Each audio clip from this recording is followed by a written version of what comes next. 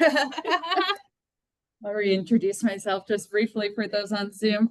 Hi, everyone. So nice to be here. I'm going to try and, you know what, I'm not even going to attempt that. That's not going to work.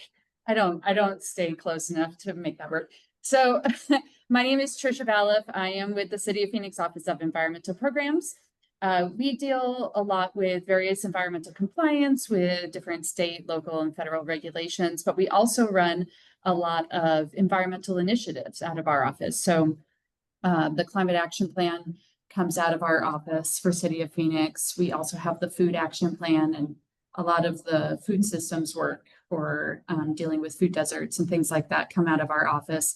And then my particular part of the program deals with biodiversity and wildlife and nature and ecosystems. So the Mayor's Monarch Pledge is run out of my group, as well as our biodiversity work, our surface water quality work, things like that. So very happy to be here. My background is actually in riparian ecology. So I have a bachelor's degree from Colorado State University in natural resource management. That's actually out of the forestry school there. And then I came down here, went to ASU for my master's with a focus on riparian ecology. So very happy to be here. Today I'm gonna be sharing a little bit about some of the things that City of Phoenix is doing, but there's also going to be a very fair sprinkling of my own personal philosophy in here as well. So just know that things I say related to more of the philosophical aspect of this are coming from my own heart, not necessarily representing the city in that particular moment, just to be clear. So this is sometimes working and sometimes not working. And it has decided not to work again. So let me see. Oh, yeah, it's good. PowerPoint, it should theoretically work. Okay. Oops. Try that. Ah, the magic has happened. Feeding technology. All right, so let's get started. So I want to start out with this concept, which I think probably if you're here, you're already aware of, which is that we are all part of this larger ecological web, right? So the environment in the Sonoran Desert, the plants, the soils, the insects, the birds, the other wildlife, it all evolved together over time. And we have this, as humans, we have this really strong capacity to influence that ecological web, to influence the area that's around us. And that is, we can do a lot of good with that, right? We can do some not so good with that, but we also have a lot of power to do a lot of good with that. And that's kind of what I want to focus on, is the power that we have as individuals to embrace nature in our developed areas, to bring it back into our developed areas and to promote it and help that ecological web maintain its connectivity. So, and I think that this land ethos, as described by Aldo Leopold, if you haven't read Sand County Almanac, is totally worth a read. It's a great book. I think it really captures this idea that we are part of the natural world, that we're connected to the land, to the wildlife, to the plants, the soils. And as we realize that, then we start to see things in a really balanced way. And I think that you are probably more aware than many around us that when we support biodiversity, biodiversity supports us. And in fact, the World Health Organization has come out with a quote on this, and I'm going to read it so I don't get it wrong. Biodiversity supports human and societal needs, including food and nutrition security, energy, development of medicines and pharmaceuticals, and fresh water, which together underpin good health. It also supports economic opportunities and leisure activities that contribute to overall well-being. And of course, we know here also there are a lot of really important cultural practices and traditions that rely on native biodiversity. So there's a lot that comes together when we focus on collaborating with nature. Okay, seriously, this hates me. Oh, it wants a reboot. I'm just going to click remind me later. Okay. All right. So maybe it went back and let me try one more time. All right. Okay. It clicked off of PowerPoint again because of the reboot. So that's okay. It's working out. So most, if not all of us, live in really highly developed urban areas. And so, sometimes, even though in Phoenix we have a lot of great natural areas that we can go visit in our day-to-day life, sometimes we don't always see a lot of the Sonoran Desert in our day-to-days. So it's kind of easy to lose our connection to the natural world. So I want to talk a little bit about rediscovering that connection and how do we support biodiversity in the midst of the metro area and our lives and our technology and our culture that we have around us today. We have some challenges that we're facing when it comes to where we live, right? We have some water challenges, we have urban heat island and air quality challenges. We also have the need for economic growth, affordable housing, a lot of other things. And we have to try and find the balance between all these competing priorities. And you know what? Development is a part of where we live. And when I drive on nicely maintained roads to my nice, safe home with water and sewer service and air conditioning, I'm very grateful for development. So this is not about, this is not anti-development. It is just about trying to find a balance where we can find and embrace aspects of both worlds that we live in. So finding ways to strike that balance and to collaborate with nature is what we're here about. And I'm going to talk about this from a couple different perspectives. We're going to talk about some of the, go to my next slide. We're going to talk about some of these main project categories, I guess I would call them, that we are doing as a community in the city, but then also going to talk about the personal aspects of these projects, because there are a lot of these things I'm going to talk about, they would not succeed without individuals taking action, either at the location of the project itself or in our own personal lives. So we're going to talk a little bit about Rio Reimagined, and I'll give a little summary of that for those who don't know. We're going to talk Phoenix Mayor's Monarch Pledge, and then we're going to talk some green stormwater infrastructure or stormwater harvesting. You might be familiar with it as. All right, how many of you are familiar with Rio Reimagined already? Some of you, about half of you? Okay, great. So Rio Reimagined is this regional initiative that is all about bringing renewed interest and revitalizing the Salt and Gila River corridor through the Phoenix metro area. It's about 55 miles long, involves a bunch of different municipalities, different tribal communities, other organizations. ASU convenes the group. This is something, Rio Reimagined is something that Senator John McCain pulled together before he passed away. And we are also, it's also Environmental Protection Agency urban water project location. It became the 20th Urban Waters Project location in 2020, which helps to bring federal investment into the area as well. So Phoenix has over a third of the area of the river within the Rio Reimagined. So we have 20-something miles of this 55-mile length within the city of Phoenix. So we are going to talk a little bit about ecosystem restoration in Phoenix. So we have in Phoenix 3 primary river restoration projects in various stages of completion.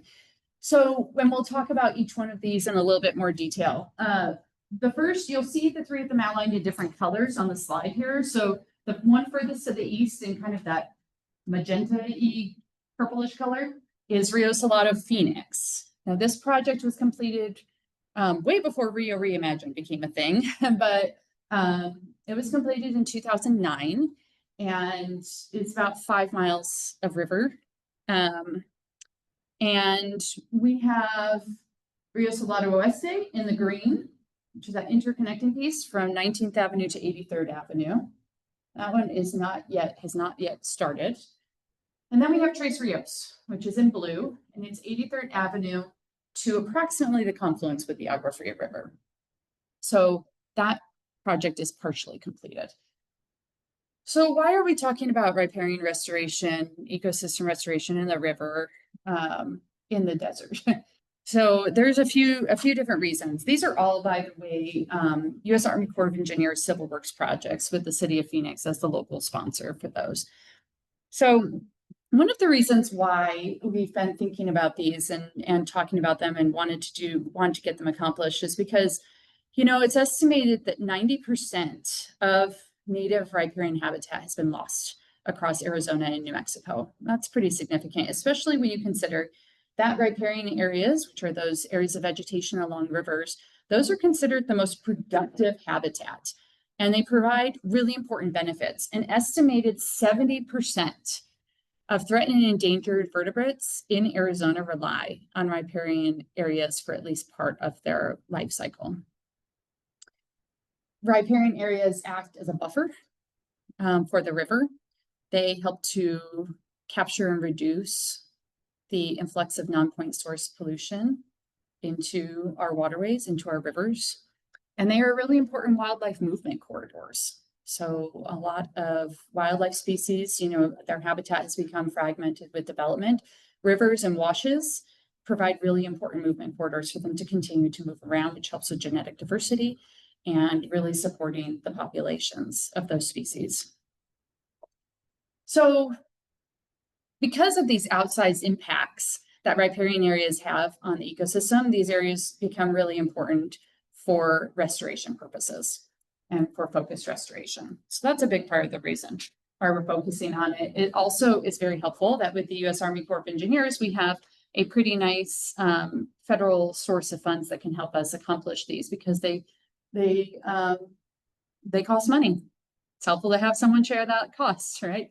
And because the U.S. Army Corps of Engineers deals with aquatic restoration, that comes into play here. So really helpful. Okay, so let's talk a little bit about Rio Salado, Phoenix. This is the first project, the first river restoration project that we completed. I say restoration, it's obviously not true restoration back to what it was before because we have a lot of differences in how this is. So it's more of a enhancement. Riparian enhancement maybe is more appropriate than restoration, but restoration is kind of the fallback word that we all use. There is some upstream dam regulation along the river so that we have drinking water and other important water aspects for development. And so water is always a big question when we come to riparian restoration. Rio Salado, Phoenix is really handy because it has some allowed dry weather flows that come out of our stormwater outfalls that help to bolster the water that's in the river. So that was really a cool aspect of this particular project. So this project is 5 miles from 28th Street to 19th Avenue. The eastern half of the project, closer to 28th Street, you'll notice if you go out there, it looks different. It goes from kind of lower, not as much vegetation on the eastern part, and then really ramps up vegetation and the riparian aspect of it more from 7th Street, 7th Avenue and beyond. And that is, sorry, but if we could just make sure everyone online is muted, that would be great. Thank you. Okay, thank you. So that is important because we have the Sky Harbor Airport right there. So we had to make some accommodations for the wildlife hazard aspect of being close to an airport, which I'm sure we're all grateful for as we fly out of a plane at Sky Harbor. So you'll notice that there's a range of types of ecosystems. So we go more of a xera riparian kind of scrubland towards the east, and then we ramp up into a cottonwood willow stringer, mesquite bosque. We have a monarch way station at Central Avenue. So kind of that more riparian restoration area from 7th Street to the west. And this actually was originally a dream by ASU. ASU students actually developed the ideas for Rio Salado for this idea of river revitalization way back in the 1960s. So, you know, only took us a few years to get there. But it did become a reality. Most of it was finished in 2005. Final completion was in 2009. I just want to show you some before and after pictures. This is before Rio Salado was completed. There are 16, count them, 16 landfills along Rio Salado, along the Salt River in the Rio Salado habitat restoration area. That is a lot. That is what the river used to look like. I'm going to read you some stats. I'm going to read them so I make sure I get them right. Approximately 1,200 tons of tires were removed from the river as part of Rio Salado. 140,000 cubic yards of debris and waste were removed.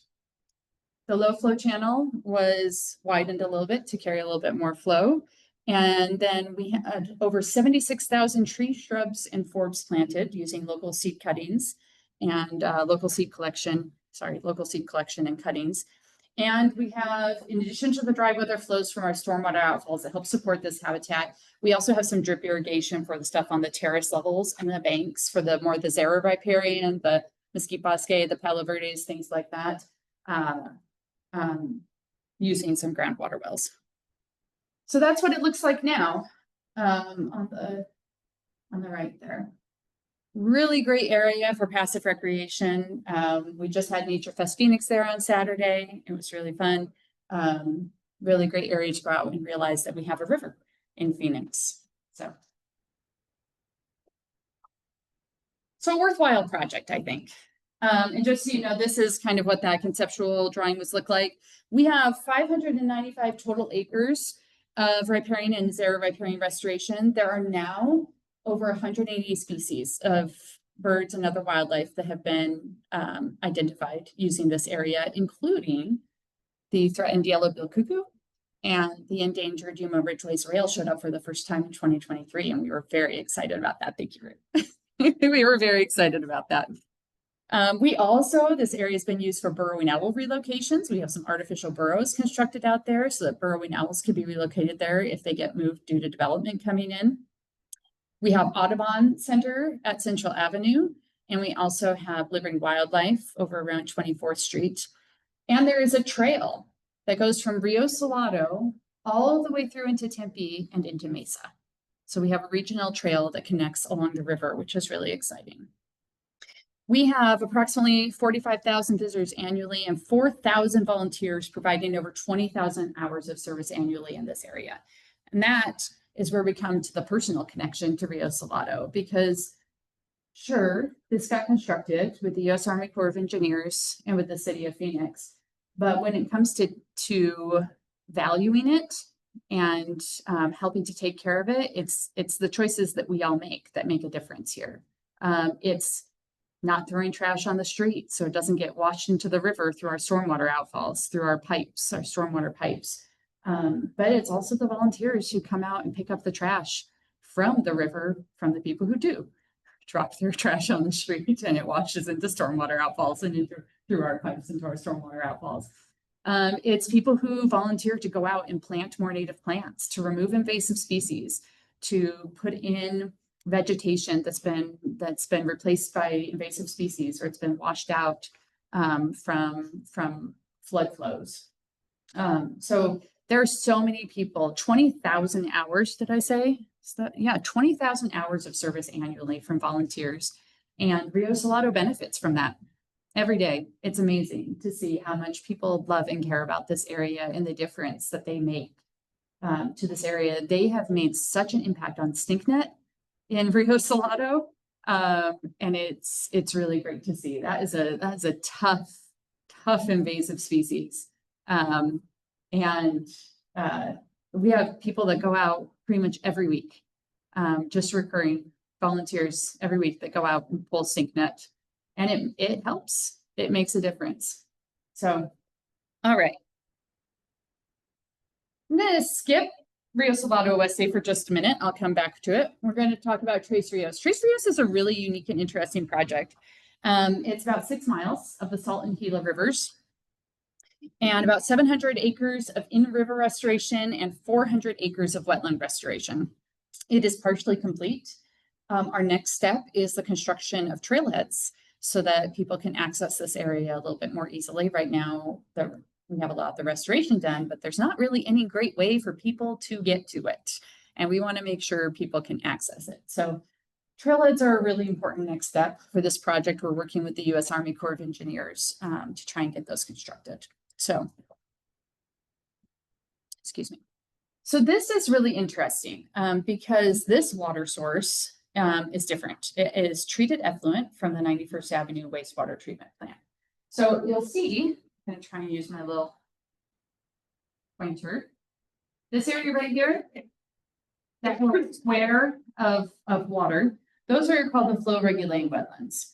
And those provide a lot of benefits. They are part of the wastewater treatment process. So they help polish, it helps polish the water using natural processes before it gets released into the river. So it meets water quality standards before it gets released into the river and into our publicly accessible wetlands, which are this area right here. And then these are a series of wetland ponds. And then this is a mesquite bosque. Let me tell you, the beavers love this place. The beavers love this place. And if they would only eat salt cedar, I would love them too. But they don't. They insist on taking down our little cottonwoods and willows. And I would love for them to be a partner with us. I'm trying to get a meeting together with them. They're not responding. It's really frustrating. But no, we have a lot of salt cedar out here. So salt cedar is one of our primary challenges in terms of restoration in Tres Rios. And so we do a lot of work. Our maintenance crew out there does a ton of work taking down salt cedar and replacing it with native vegetation, which is a really important component of continuing that restoration work out here. So this particular area performs a lot of different functions. So it not only helps to, again, treat the wastewater, but it conveys water to downstream users. It reduces potential for flooding. Obviously, we have a lot of habitat restoration that's happened in this area. And then we have flow attenuation from treatment plant discharge. So each one of these cells, it takes about 3 days for the water to move through before it gets released. So it's really helpful. We also have, there we go, some close-up views. Some of you may have noticed a lot of smoke coming up from the west in October, and that was because of a prescribed burn. This is before. This is where the flow regulating wetlands are right now. And this is where that mesquite bosque and overbank publicly accessible wetlands are. So some of you may have noticed the smoke coming up to the west. We have a lot of marsh vegetation in these 3 cells right here. It becomes really decadent, becomes not really great habitat for wildlife.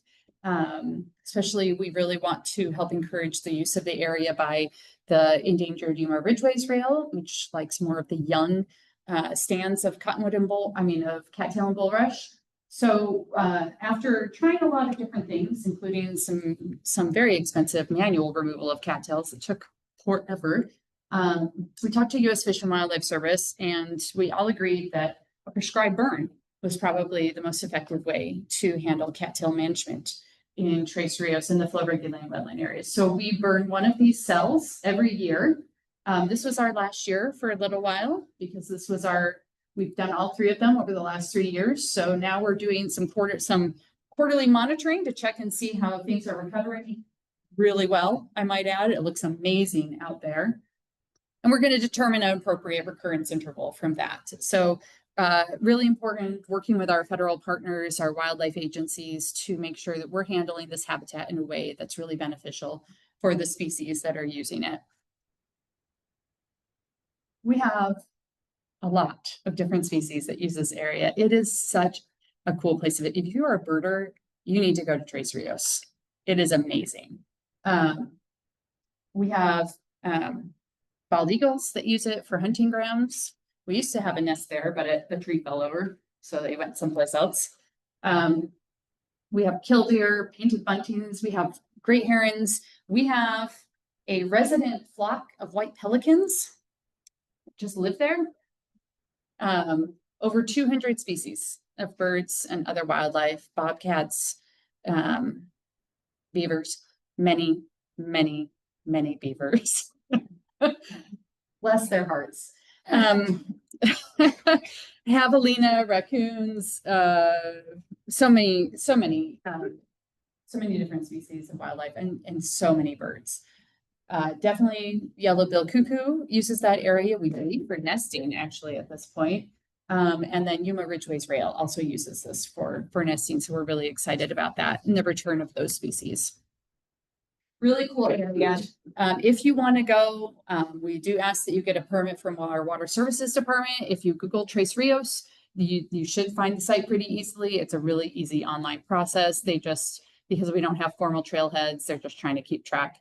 It's also really great for us to figure out who's coming from where. And we have had people visit Tres Rios from all across the world. So it's a really neat place. All right. Tres Rios also has an annual river cleanup that they do around Earth Day. And they are looking into expanding the use of volunteers at Tres Rios. Right now, a lot of the work is done by just 3 maintenance staff. And that's a lot of area for just 3 maintenance staff to cover. And they do really good work, but we're looking at the possibilities of expanding that so that we can have even more effective management of the area with the use of volunteers.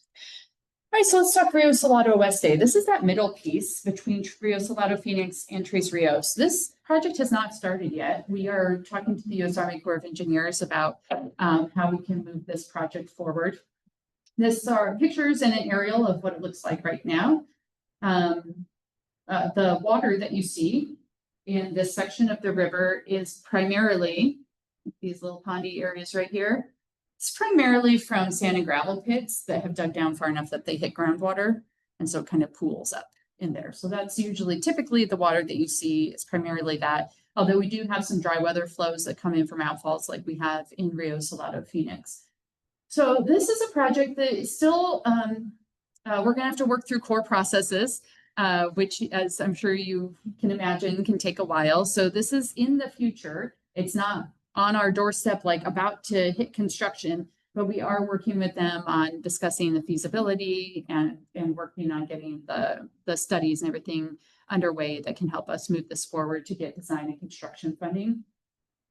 But once this project is complete and in the ground, it will connect Rio Salado Phoenix and Tres Rios for a combined 19 miles of restored/enhanced riparian habitat through Phoenix, which is just incredible. And recreational trails that will go all the way from Tres Rios, like 91st Avenue, through Phoenix, through Tempe, and into Mesa. So it's a really exciting future to think about.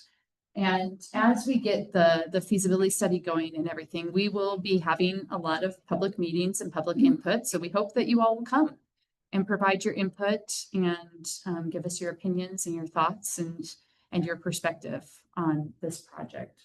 So it's an exciting possibility coming up into our future. We do have a very, very, very rough initial concept, which could change. So I'm putting this out there knowing that this is very rough and very initial, but we're estimating maybe even up to 400 acres restored with trails and connectivity. You know, we get a lot of benefits as humans from riparian restoration, not just from the access to this natural space along the river, but also from, you know, urban heat and air quality benefits, and a lot of other aspects, recreation.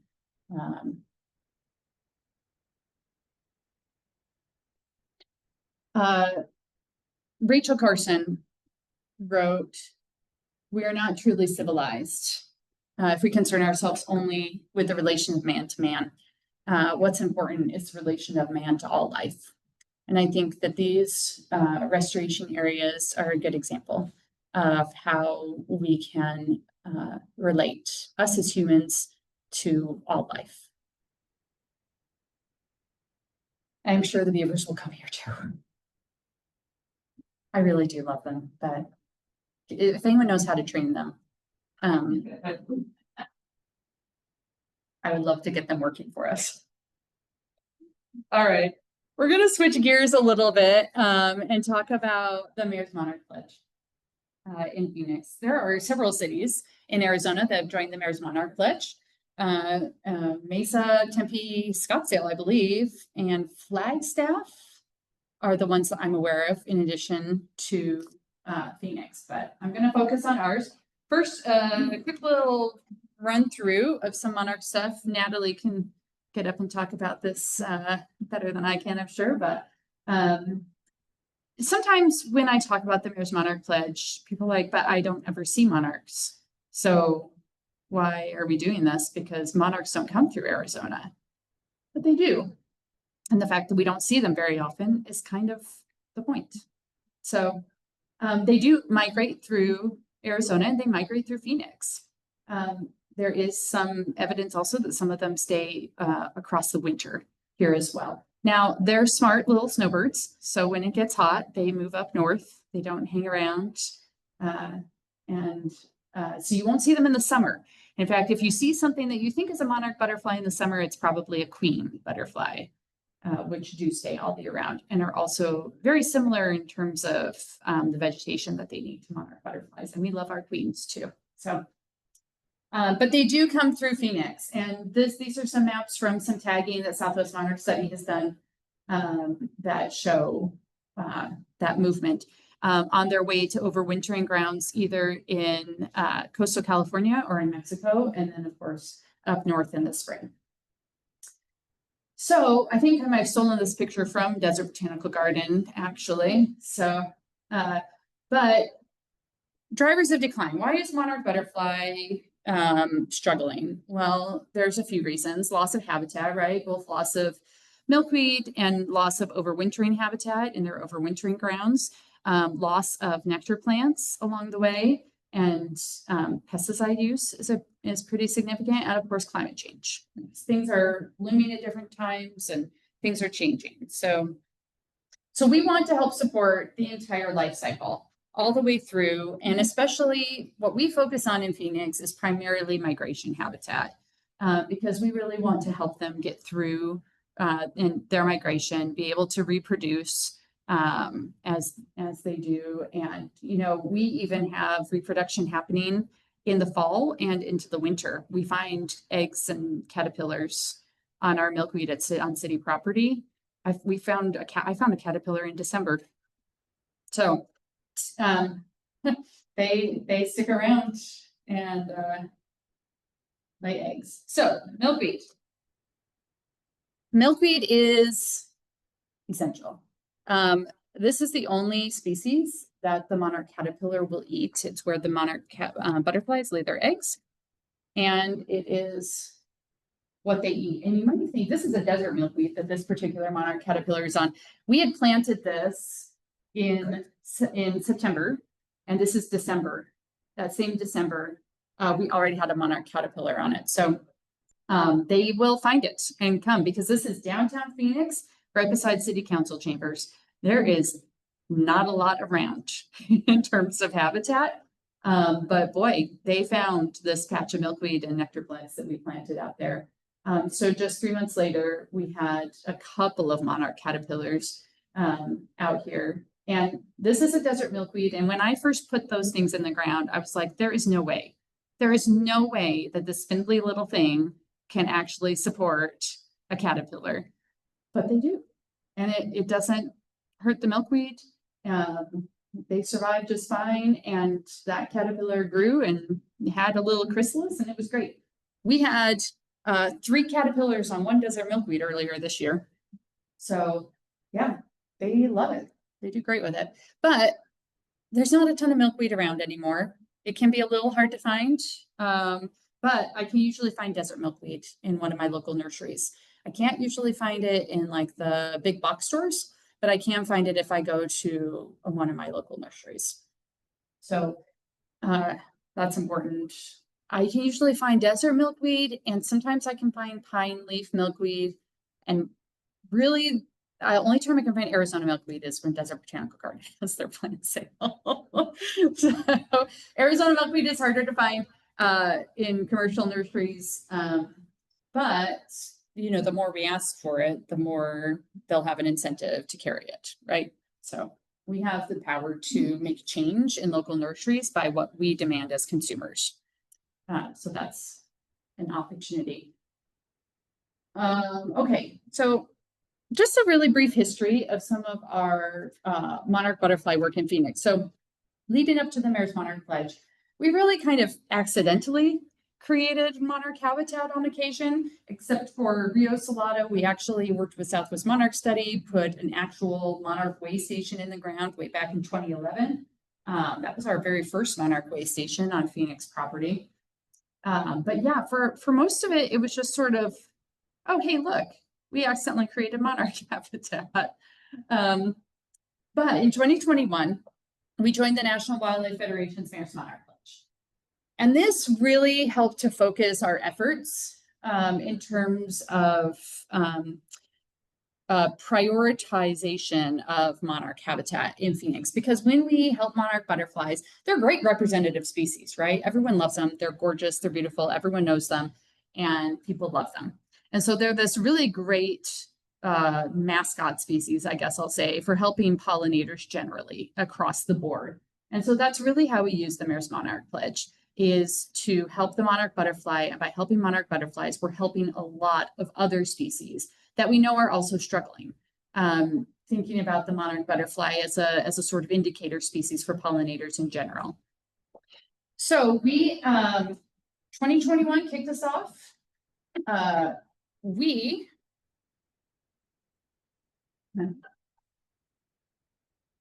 And I'll tell you right now, that is not a monarch caterpillar.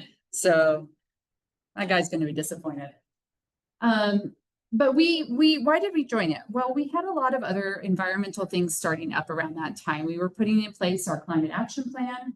We were starting our food systems program, and we were working on the sustainable desert city policy and some of these other things, and really trying to stretch towards our goal of becoming the most sustainable desert city.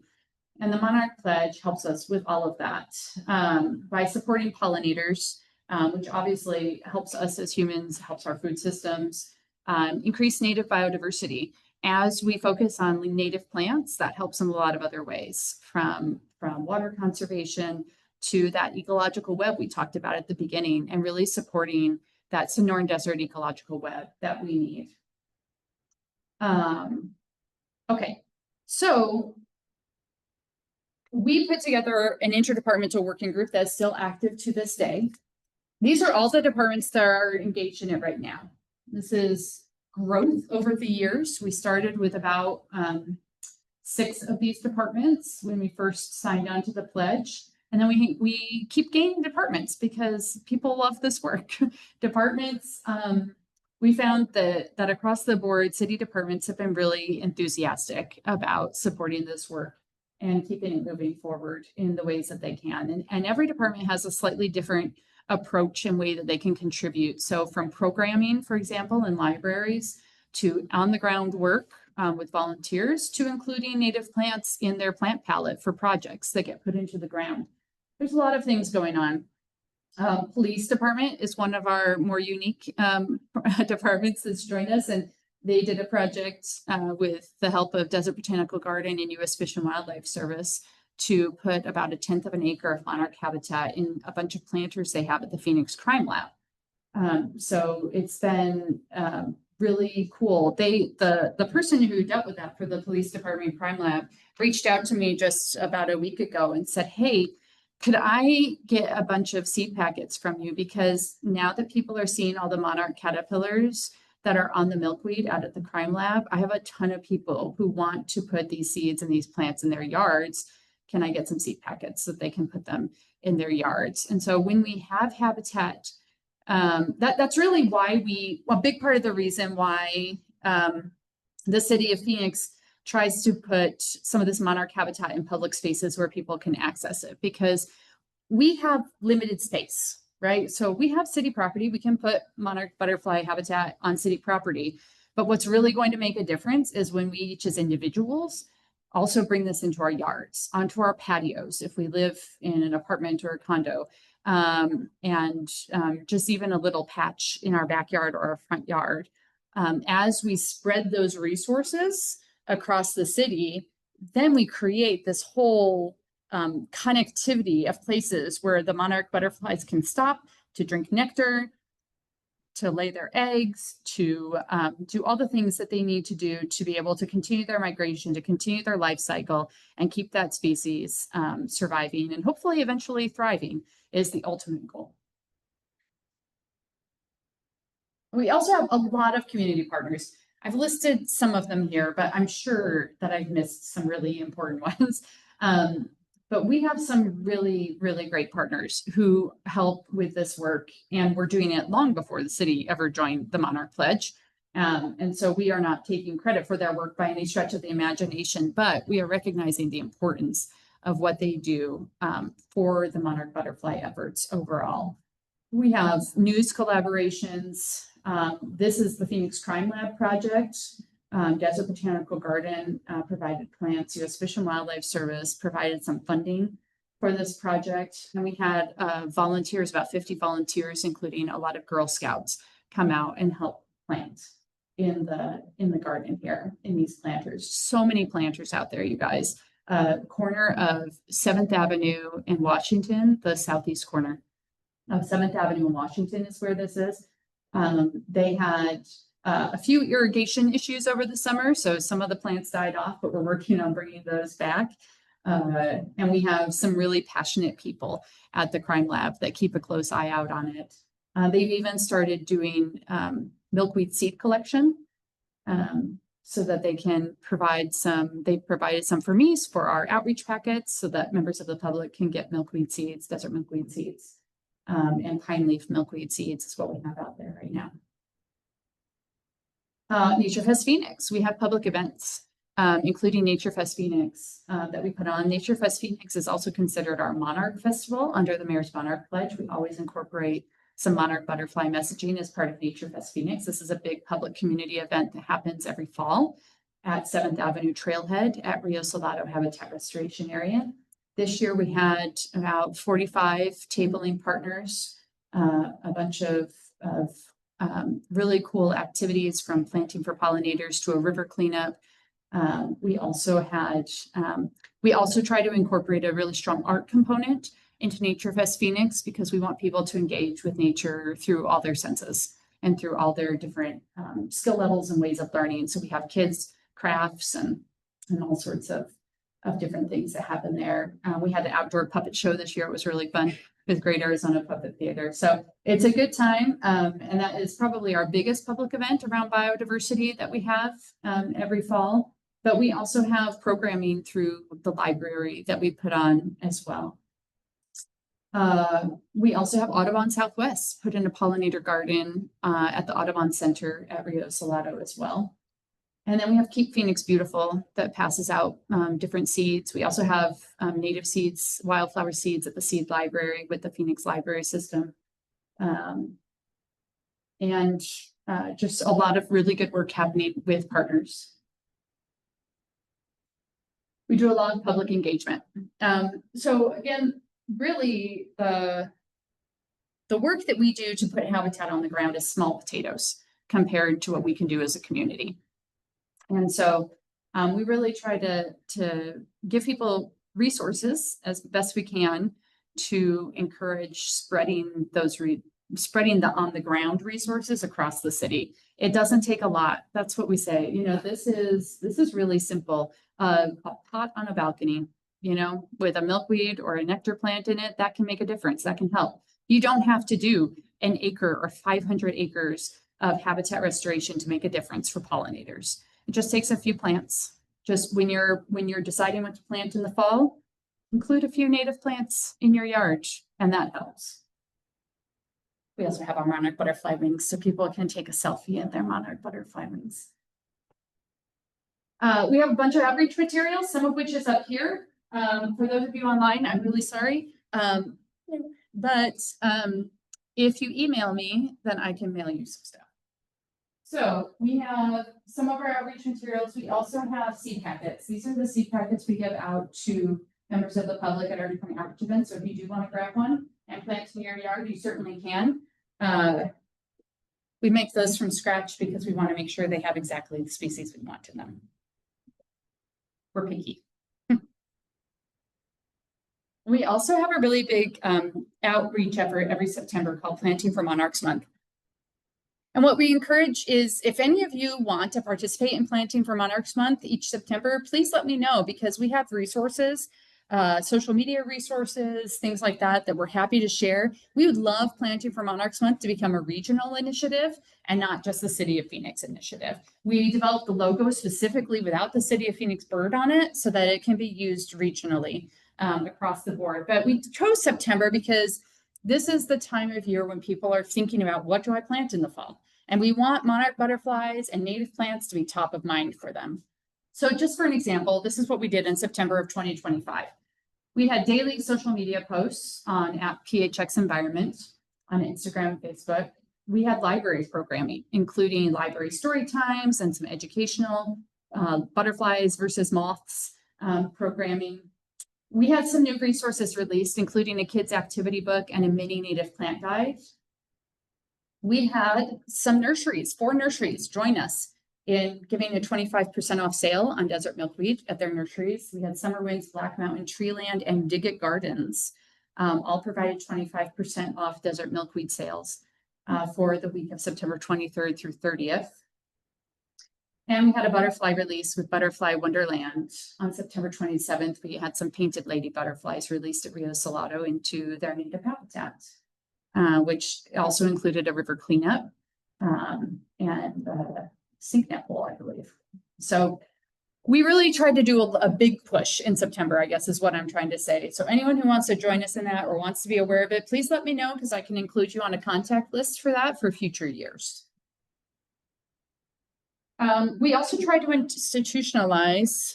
I actually have no idea what time it is. How am I doing on time? I'm okay? All right. We also have been trying to institutionalize the Monarch Pledge across the city of Phoenix. So we have some information about it in Plan Phoenix. It's going to be in the new climate action plan that's being updated right now. We have some information about it and a focus on native plants in Shape Phoenix. We also, our water conservation team has included in all of their outreach materials, including milkweed in their outreach materials and native plants, focusing on native plants. This is really important because, again, the more we make this message really common and normal and typical, the better, right? We don't want native plants to be seen as something unusual in Phoenix. We want it to become normal and part of the culture. And we have a green stormwater infrastructure handbook for residents, which includes native plants. And I will talk a little bit more about that handbook in a minute. We also, so we do have to do annual reporting with the National Wildlife Federation for the Mayor's Monarch Pledge. And so we're gathering the data for 2025 right now, so I don't have all of that for 2025. But from 2021, when we joined, to 2024, we've had about 1,400 community volunteers engaged in Monarch Pledge work. About over 5,000 native milkweed and nectar plants have been installed on city property. That is probably an underestimate because people sometimes forget to report all of the little projects that have been happening. So that's probably an underestimate, but the ones I know about. Over 4,400 native seed packets have been given out to the community for free. Over 280,000 people have been reached with Monarch messaging. And we have 7 Monarch way stations on city property. Some of those were put in by other people by partners, Phoenix Zoo and Audubon Southwest being some examples of those. And then some of them have been put in by City of Phoenix. So a lot of work still to be done, but it's a start. And we're going to keep trying to get those numbers up and keep getting more people involved. So how can we all help? Well, it's pretty simple, really. We want to plant and we want to protect. So we want to plant those plants. We want to plant native milkweed and native nectar plants, and then we want to protect those plants. So we have a lot of really, really beautiful plants in the Sonoran Desert. We have the most diverse desert in North America in terms of plant material. We have just a gorgeous variety. And it's actually, you can find native plants in local nurseries. So we actually are, well, I'll get to that in just a second, but we are working on some resources that will hopefully help you identify which native plants are easiest to find in local nurseries. So These are just a few examples. And pink fairy duster, I have these in my yard, in my front yard. They're great. Flat top buckwheat, Greg's mistflower, I have in my yard. Let me tell you, you put a little water on that. Don't give it too much water. That's what I'm saying. I learned that the hard way. But it is beautiful, and the butterflies love it. They love it. And bee brush, I have this one in my front yard as well. And they love it. So there is, I gotta tell you, I did my front yard in native plants and stormwater harvesting, and I have had such an increase in diversity of the wildlife that I see, the birds and the butterfly. I live in the heart of suburbia. Like, there is just houses and turf around me for miles around. And there has been such an increase in the insects and the birds that I see coming to my yard. I used to only really ever see Eurasian colored doves. And now I see all sorts of different birds. So it's been really exciting for me to watch and see how, when I plant a few plants, it makes a difference. So we do have a few new resources that have come out. These are on our website, which is phoenix.gov/OEP/monarch. We do have an activity book, Monarchs and Milkweed, that we have put out. And then we also have a mini Sonoran Desert Plant Guide out right now on the website. We just wanted to get a mini one out while we're developing the full one. So we expect the complete one out probably around late January, early February is the goal. We are taking our time with this because we have been coordinating with nurseries to make sure that we are choosing native plants that will typically, at least seasonally, be available in local nurseries. What we don't want is to have a resource that gives a bunch of our beautiful native plants that you then get frustrated trying to go find, right? Because that's not a great way to get people on board and want to do this. So we've been taking our time to do that coordination and make sure that we are including plants that you can at least seasonally find. So for example, desert marigold is in there. You usually can't find desert marigold all year round, but I can usually find desert marigold in the spring in your local nurseries, right? So, so that will be coming out soon, but there is a mini version of that guide out right now, just to give a little taster. All right, last topic I really wanted to talk about was green stormwater infrastructure or stormwater harvesting. So this is a really interesting type of project that you can implement pretty easily in your own yard if you are interested. This is my yard. Right after it was installed, just a few months after it was installed. That desert willow is much bigger now. But the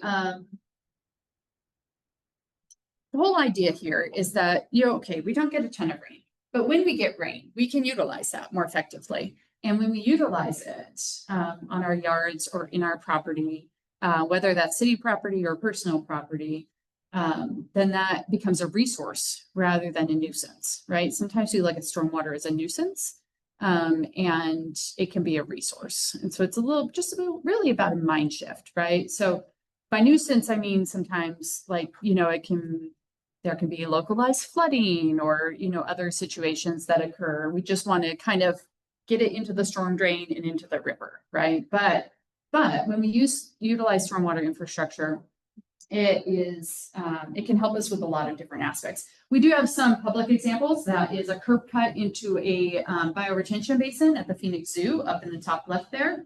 And then we have some permeable parking spaces in the bottom left. And then of course a residential example right here. There are gutters up now, which you can't see because they weren't up at the time, that drop down into the riprap and drain water from the roof into those bioswales. So I don't know if this video is going to work, but I'm going to try. I don't have great luck with videos on Zoom. Ah, this is during October rainstorms. So this is stormwater those bioswales in action. So you can see my Blackfoot daisy are looking a little brown crispy around the edges from the summer. But since these rainstorms, they've greened up very nicely. A bunch of beautiful white flowers on them now. And my desert marigold, which is right there on the edge right there by the riprap, has grown up quite a bit. So green stormwater infrastructure, when we have these, doesn't take a lot of space. When we have a lot of these spread out, it can actually provide a lot of community benefits. So we can have a reduction in urban heat island because as we plant native plants that can be helped supported by capturing the stormwater flow, infiltrating it down, and where those plants are, it can help reduce potable water irrigation needs. It helps support the shading of the ground and even some of those trees that help provide shade, that help reduce urban heat island. We have reduced stormwater runoff. So our stormwater system is less likely to be overrun by water when we're infiltrating it more into the ground closer to where it falls. That's a really important aspect of it. In addition, having the plant material helps increase infiltration rates into the ground. And so having plants associated with green stormwater infrastructure actually really accelerates the benefits that we get from these types of features. We can help reduce localized flooding, again, from that infiltration into the ground, putting more of it into the ground, less of it out onto the street to run into storm drain systems and things like that can help, especially as we have more of these spread out, as we have more of them implemented in an area, you reap more benefits from those, right? So one little yard may not make a huge difference, but if your whole neighborhood is doing this, then it makes a more, like, it all adds up together. It's an additive benefit, right? Localized air quality improvements, vegetation can help intercept PM 2.5 and have some air quality benefits. And then of course we have just a more pleasant biking and walking environment that we can experience all around the city, including in our neighborhoods. So a lot of things come in from this. And as you can see, I mean, I went out and I have like 10 videos. I was so excited, you guys. I went out and I just stood in the rain with my little cell phone. I'm like, I hope my cell phone survives this, but I have to get these videos because I was so excited to watch it in action and to see it. So even though, yes, I have drip irrigation on my yard because of those times, for those in between times when we don't get rain, I was able to turn it off for quite a while because of the rain that we got here. So of course, you're only going to see the water conservation benefits if you actually change your irrigation methods as a result of stormwater harvesting. If you still leave all of your irrigation system on with stormwater harvesting, then you're going to still have the same water use that you did before. But if you choose to change your irrigation practices, then you can actually reap some water conservation benefits from utilizing stormwater harvesting, especially in connection with the use of native plants. My trees here, the desert willow, and I have 2 mesquite trees, are actually tall pot trees that we installed as part of my landscaping, which are, for those of you who don't know, a tall pot is grown in a long tube. So it allows that taproot to develop more thoroughly, and then you plant it in a kind of a narrow, deep hole in the ground. And it just gives that native plant a little bit of a head start. That native tree a little bit of a head start in terms of getting that deep taproot, which helps to stabilize it and helps it to reach deeper water more effectively. This is one of my favorite examples of green stormwater infrastructure on a property in Phoenix. I think this might be the very first like formal green stormwater infrastructure project that was put in Phoenix. It was back in 2010. This is a church near downtown Phoenix, Primera Iglesia. And this is what it looked like before. And then they put in some basins, some stormwater harvesting basins, and they put native plants in there. And this is what it looks like just a couple of years after. It's been 15 years now, and those trees are grown up and providing beautiful shade over the sidewalk. And they has no supplemental irrigation, no drip irrigation system at this site. Now, there have been a couple of hard summers where they have had to take a hose out and help them along because we've had some bad summers with no rain, right? But for the most part, there's been no supplemental on this. The plants have survived based on just the stormwater harvesting that is occurring. So it's an exciting area for me to look at and to show people. There are some curb cuts that take water from off the streets into this landscape strip. They're allowed to do that because it's part of the right of way. So you can't take water off the street onto your own personal yard, but you can get a permit from the city, yeah, at least in Phoenix, to take a curb cut and put it into the landscape strip that's still part of the right of way. So that's an important consideration. We do have some people who want to take water off the street and put it into their yard. And the city still says that's a big no-no. So, which leads me to our lovely green stormwater infrastructure handbook for residents, which we have right up here if you would like a copy. This is something we put together because we had a lot of people calling and asking, well, hey, how can I do this? How can I do this in my yard? What does the city allow? What doesn't the city allow? When do I need a permit? When do I not need a permit? And things like that. So we put together this really quick guide about, hey, here's what green stormwater infrastructure is. Here are the different types of things you could put in: rain barrels, stormwater harvesting basins, bioswales, things like that. Here, by the way, are also some native plant ideas that would pair well with green stormwater infrastructure. And also some information on, hey, when do you need a permit? When do you not need a permit? Mostly you need a permit if you're going to do work in the right of way. If you're going to do it on your own yard, as long as you meet certain requirements, you don't even have to talk to us. But I would love it if you would tell me if you do it so that I can note it, and maybe we could take some pictures and show it off on social media if you're willing, things like that.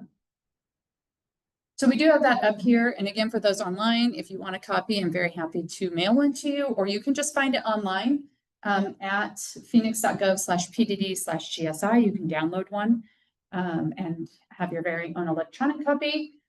We do have a whole green stormwater infrastructure webpage. And so please feel free to check that out. We've done a variety of studies, including a triple bottom line cost benefit analysis about green stormwater infrastructure.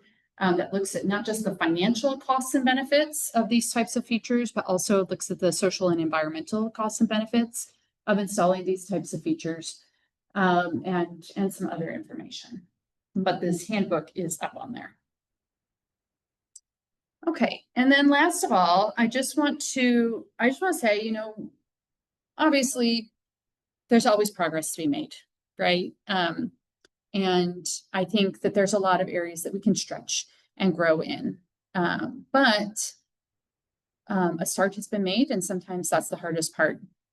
And if we take a purely anthropocentric view of us, then biodiversity helps us as humans. There is a growing body of research that talks about the social, the mental, the physical, and the spiritual benefits that come from being in nature. And if we have easier access to nature in our neighborhoods, in our communities, then that benefits us.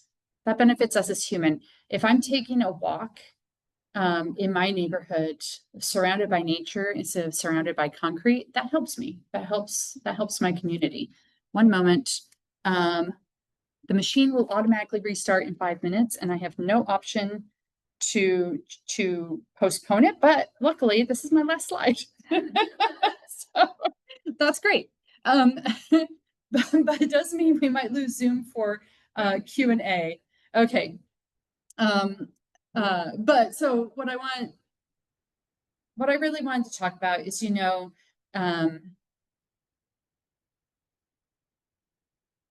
recognizing that when we support biodiversity, it supports us, and that we benefit from having that access in reduced stress, more incentive to get outside and be active, and really to think about the beauty, drink in the beauty, and wonder at the meaning of what you see. And so I put this slide together as resources for how to find places around you, but also to think about, is there something that you can do in your yard?